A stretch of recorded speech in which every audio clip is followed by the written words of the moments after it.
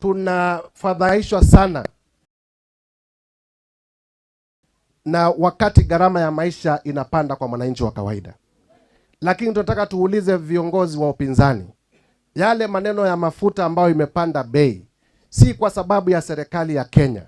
Kila Mkenya anajua na kila mtu yote katika dunia anajua kwamba kuna vita kati ya nchi ya Marekani na nchi ya Iraq. Na mafuta nyingi inatoka sehemu za Iraq. Na mnajua kwamba kumefungwa kwa sababu ya vita. Meli za kuleta mafuta hazitoki zikakuja katika bara Hindi ndio ziweze kuleta mafuta katika Mombasa, ndio bei ya mafuta iendelee kuwa sawa. Kwa hivyo kuwekelea serikali ya Kenya, kuwekelea Rais William Ruto mashida ya mafuta ni kutofuata ukweli, ni kudanganya wananchi wa Kenya. Yule ambaye anataka kuongelea mambo ya mafuta, aombe, apigie Trump simu, demonstrate akiambia Trump na watu ya Iraq wamalize vita. Kwa sababu hiyo vita ikiisha, bei ya mafuta itarudi chini. Ukweli ama si kweli?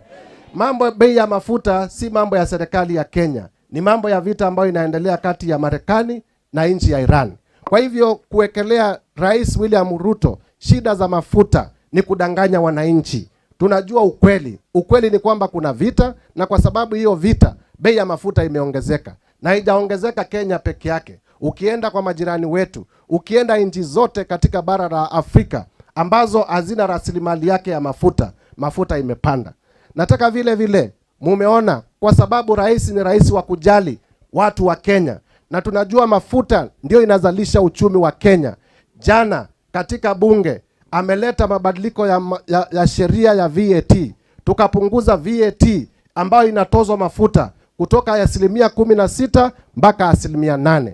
Vile vile rais ametoa ile tunaita cushioning ya bei ya mafuta 6.2 billion, ndio angalau tuone mafuta imeteremka, isipande ifikie pale ambapo ingefaa kufika.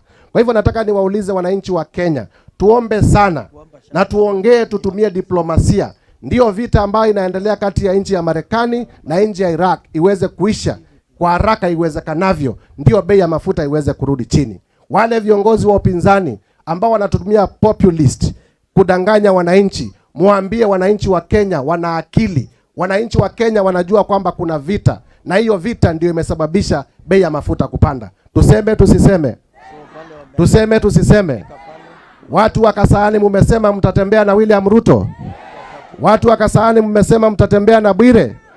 Hata huyu ndugu yangu Matole MCA mmesema mtatembea na yeye. Na mmesema mtatembea na wale viongozi ambao wanaleta maendeleo. Mnataka maendeleo ama mnataka porojo? Mnataka hati miliki za mashamba ama mnataka siasa ya ukabila? Mnataka tuweke waya ndovu zikae kwao na wananchi wakae kwao, ama mnataka siasa ya chuki? Bas, kama mnataka mambo hayo yote, nataka niwaulize kwa heshima, mkae nyuma ya Rais William Ruto na mbunge wenu John Bwire. Tunawapenda sana na tarudi hapa Taveta, na mimi kwa sababu nimefika hapa na ndugu yetu Faruku ametuanzishia kwa minajili ya hii shule na wananchi walio hapa, nimewaona mapenzi yenu ni mengi. Pia mimi natoa shilingi 100,000 kwa hii shule tuweze kuendeleza mbele. Aya, huyu mwenge anatosha atoshi? Anatosha kujenga ama kubomoa?